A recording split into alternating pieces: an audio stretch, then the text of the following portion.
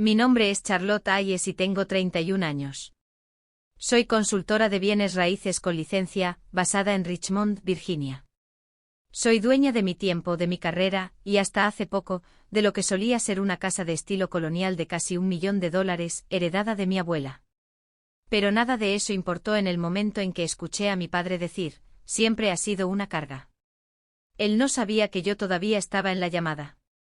Lo había llamado para preguntarle dónde había guardado los papeles de garantía del grifo de la cocina, algo que él insistió en instalar él mismo hace 2 años. Sonaba molesto como de costumbre, luego me dio una respuesta a medias antes de decir que iban a cenar a algún lugar elegante cerca del Ponte Vecchio. Mis padres estaban en Florencia disfrutando de unas vacaciones europeas de 6 semanas que no podían permitirse, unas que yo había pagado en su mayor parte. Estaba a punto de colgar cuando oí un crujido, y luego la voz de mi padre de nuevo, más clara esta vez. Esa era Charlotte, le dijo a mi madre, quejándose de nuevo por algo en la casa. Mi madre resopló. Honestamente ni siquiera sé por qué tu madre le dejó ese lugar. Debería habernos tocado a nosotros. Luego vinieron las palabras que hicieron que mis dedos se congelaran alrededor del teléfono. Siempre ha sido una carga, dijo mi padre. No colgué. No pude. Me quedé sentada allí y escuché durante 8 minutos seguidos mientras exponían su plan para conseguir que les cediera la casa. Creían que podían manipularme de nuevo. Así que cuando regresaron de Europa, con las maletas en la mano, su llave ya no funcionaba. La casa estaba vacía. Y sobre la encimera de mármol de la cocina, dejé una nota. ¡Sorpresa! Esto lo hizo una carga. Déjame contarte cómo se desarrolló todo. Crecí en un apartamento de 2 habitaciones en las afueras de Pittsburgh, Virginia, donde el aire siempre olía ligeramente a polvo y comida frita. Mis padres, Douglas y Ella Hayes, trabajaban duro, eso se lo reconozco. Papá hacía mantenimiento en una planta procesadora de alimentos, y mamá alternaba entre trabajos de cajera y trabajos de facturación médica. Pero el amor en nuestra casa siempre venía con un recibo. Todo tenía un costo. Cada mochila, cada revisión dental, cada fiesta de cumpleaños iba seguida de un suspiro o un comentario como, ¿sabes cuántas horas tuve que trabajar para eso? Pero había una persona que nunca me hizo sentir como una deuda pendiente. Mi abuela, Miriam Hayes, la madre de mi padre, viuda desde los 40. Había construido una pequeña cartera de bienes raíces a lo largo de los años, comenzando con un solo dúplex que gestionaba sola mientras criaba a 2 hijos. Era astuta, ferozmente independiente y no toleraba las quejas ni el desperdicio. Solía decir, no esperes limosnas, pero tampoco dejes que la gente use eso como excusa para subestimarte. Cada 2 fines de semana, tomaba el autobús a Charlottesville para quedarme con ella. Su casa, esa casa, era mi refugio. Los suelos crujían. El papel pintado estaba anticuado, pero estaba lleno de calidez. Tenía una sala de estar con estanterías llenas de libros de Reader's Digest, un arbusto de lilas que me hizo prometer podar con cuidado, y una cocina que siempre olía a cardamomo y mantequilla. Ella creyó en mí antes de que yo supiera siquiera lo que eso significaba. Cuando entré en el programa de negocios de la Universidad de Virginia, mis padres lo llamaron pretencioso y una pérdida de dinero. No contribuyeron ni un céntimo. Trabajé de camarera, corregí ensayos de estudiantes de primer año, incluso tuve un pequeño negocio paralelo paseando perros para salir adelante. La abuela Miriam me ayudó a rellenar solicitudes de becas, me escribió cartas de recomendación y me enviaba paquetes con notas escritas a mano y biscotti caseros. No me dio dinero, pero me dio fe. En mi graduación, ella estaba allí con un traje lavanda impecable, sentada bajo el sol abrasador durante 3 horas solo para verme cruzar el escenario. Mis padres llegaron tarde, se quejaron del calor y se fueron temprano porque el parquímetro se estaba agotando. 3 años después trabajaba como agente con licencia en Portland and Mason Real Estate, ya cerrando ventas de casas de alto valor y construyendo mi propia lista de clientes recurrentes.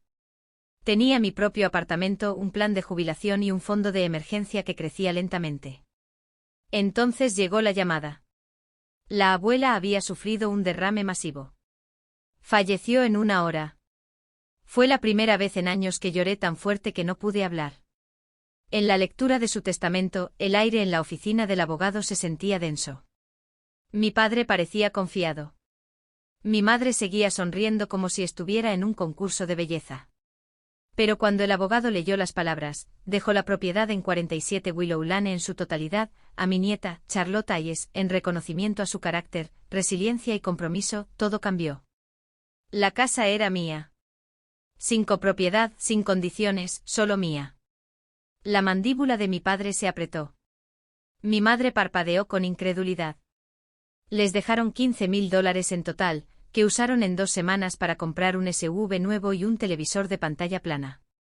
Y a partir de ese momento, dejaron de referirse a la casa como mía. Comenzaron a llamarla la casa familiar. Debería haberlo visto venir. Pero cuando el dolor nubla tus instintos, el amor te ciega. La primera vez que noté que algo cambiaba fue pequeño.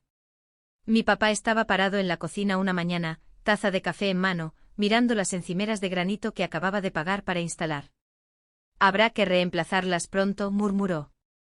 Los colores son demasiado fríos para este espacio. Yo las había elegido yo misma, gris suave con vetas azules a juego con la pintura renovada. Parpadeé. Me gustan. Él no respondió. Luego mi madre comenzó a dejar revistas Better Homes and Gardens abiertas en la mesa de café con páginas dobladas sobre espacios familiares de concepto abierto. Hacían comentarios despreocupados como, cuando rehagamos el baño de abajo, o una vez que repintemos el porche delantero, no sí, sino cuando. Hablaban como dueños. Yo seguía pagando todas las facturas. Al principio me dije que era inofensivo. Quizás simplemente se sentían cómodos o intentaban hacer que el lugar se sintiera como en casa. Me dije eso durante un tiempo hasta que la habitación de invitados, mi antigua oficina, fue vaciada sin previo aviso y convertida en la sala de lectura de mi padre, con su sillón reclinable y su decantador de whisky. Mis obras de arte fueron cambiadas por las decoraciones campestres chic de mi madre. Sus platos reemplazaron los que yo había elegido cuidadosamente con una ceramista local.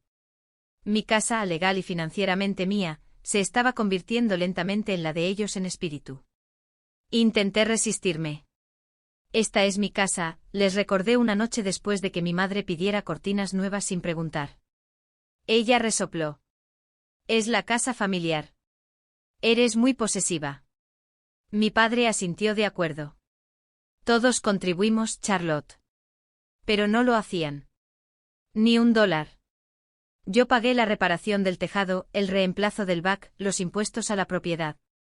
Cuando les pedí que contribuyeran con una parte de los servicios públicos, me dijeron que estaban jubilados y que yo ganaba lo suficiente para cubrirlo todo.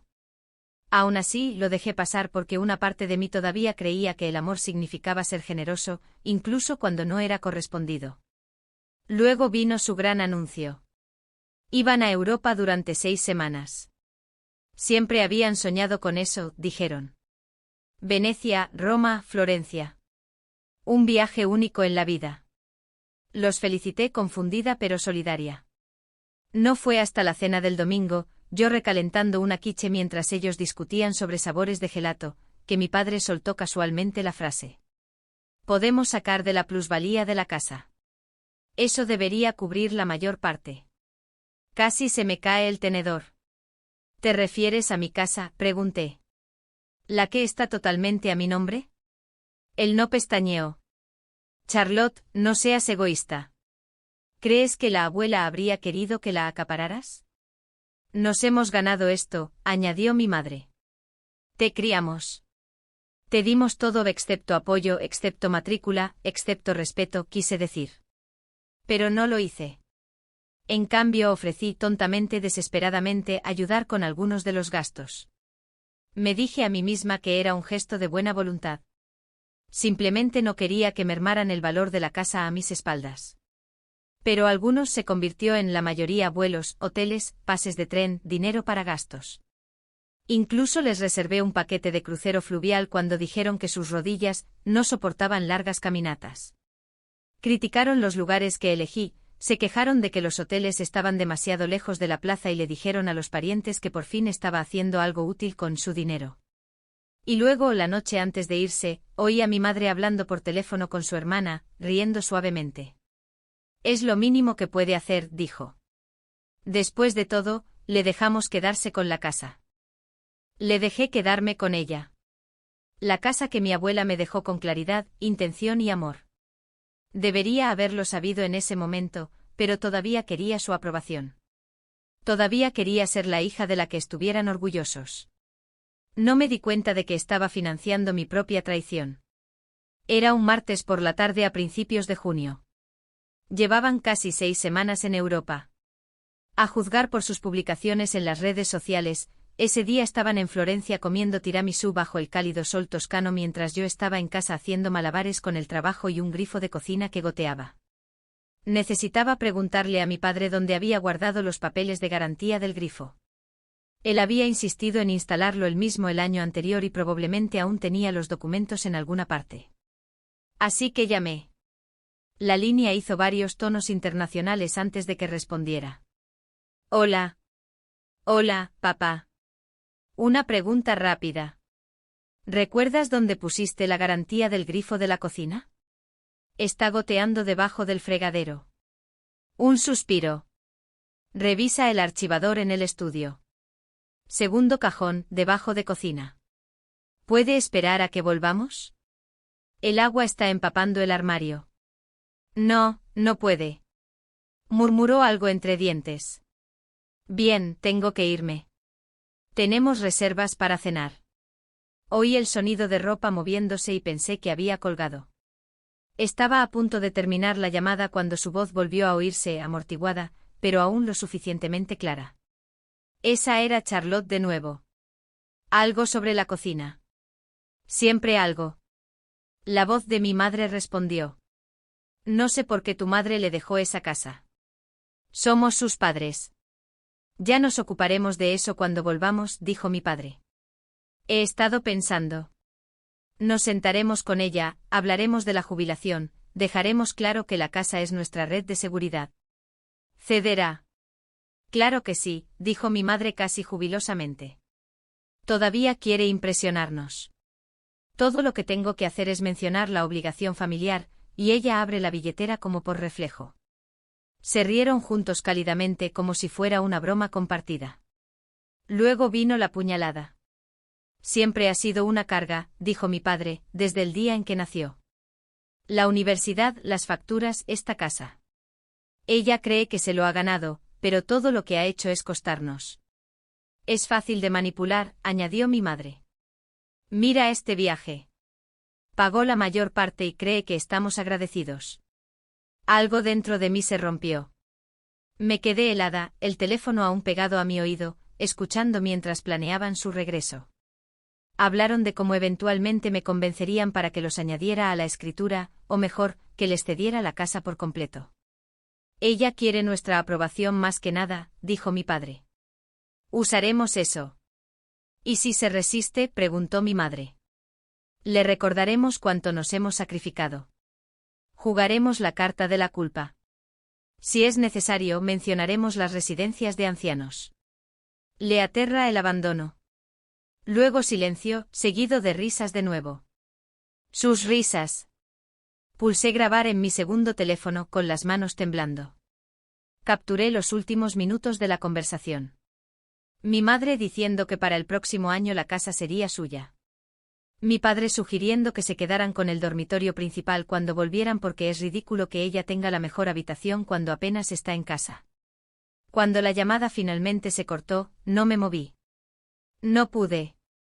La traición no era solo financiera. Era fundamental.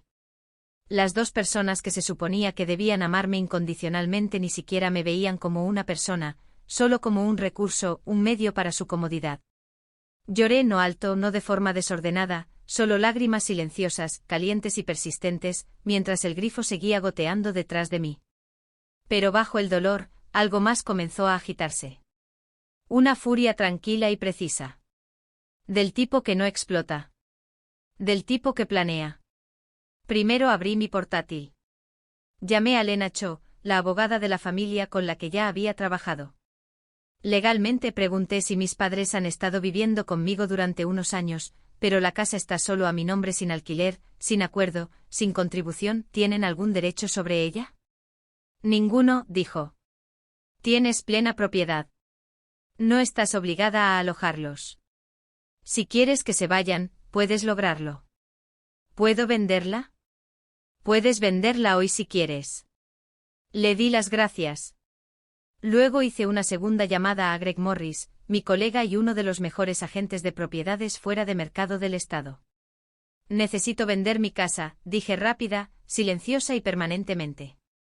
Greg no pestañeó cuando le dije que necesitaba vender la casa en 6 semanas. Sin carteles, sin anuncios online y sin jornadas de puertas abiertas, añadí. Quiero que se haga en silencio. Sin espacio para la confrontación. Se reclinó en su silla.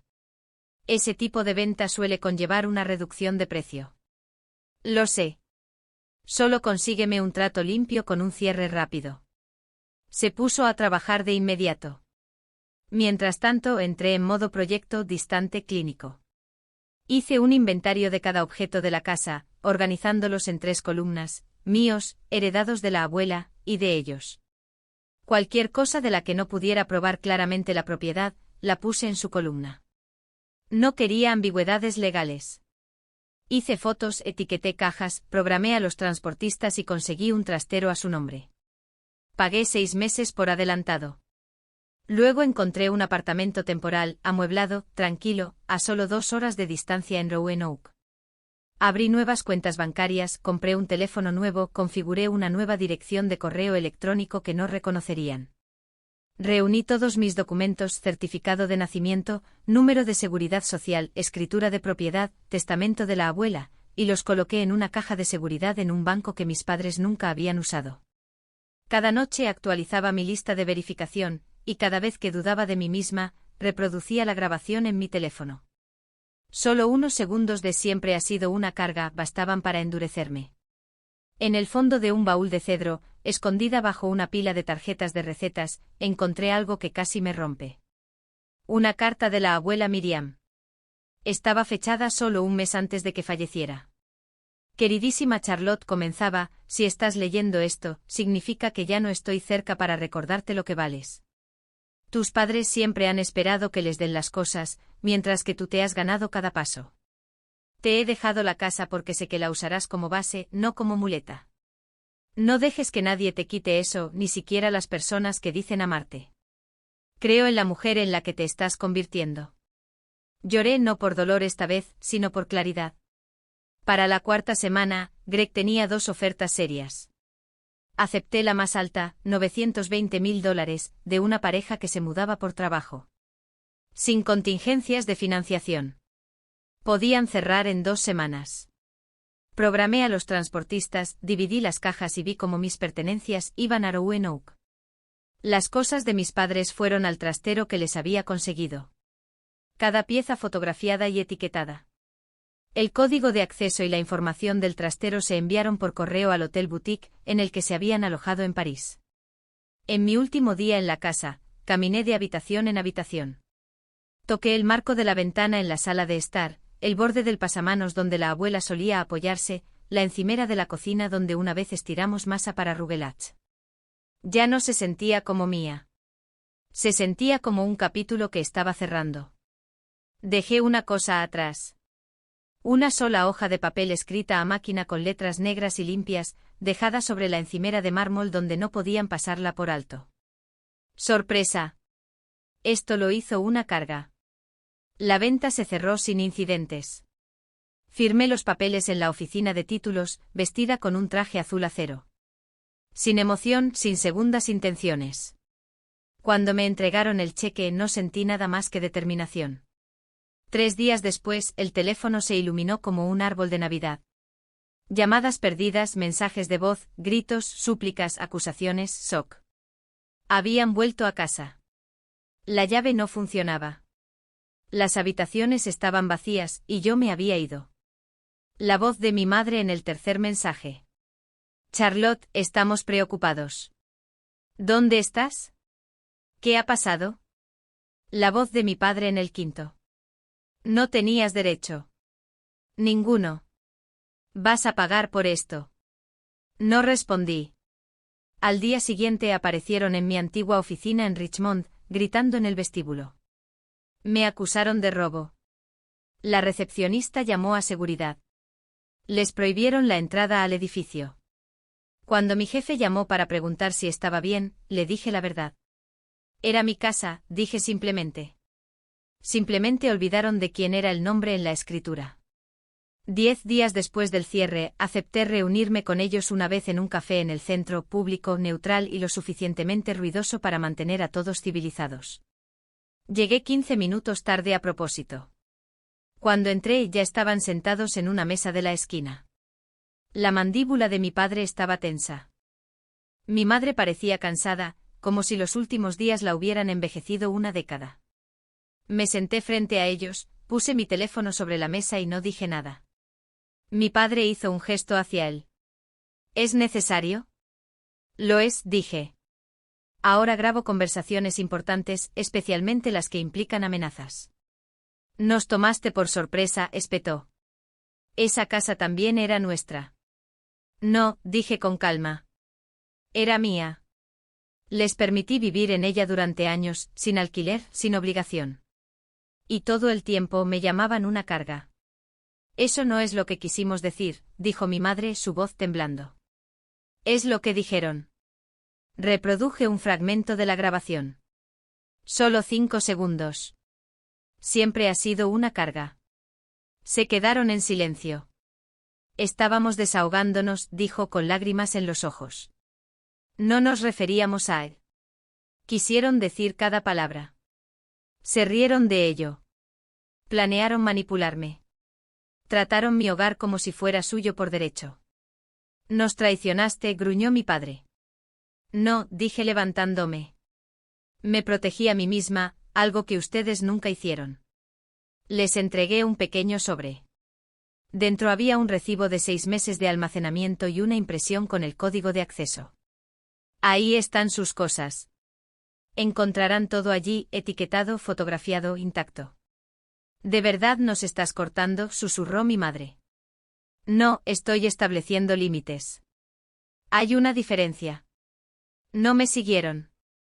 No gritaron mi nombre. Afuera el aire estaba fresco, renovado, casi desconocido. Me fui no con triunfo sino con paz. No porque hubiera ganado, sino porque finalmente había dejado de perder. Esa noche levanté una copa por mí misma, por la libertad, por los límites, y por todas las cargas que ya no llevaría.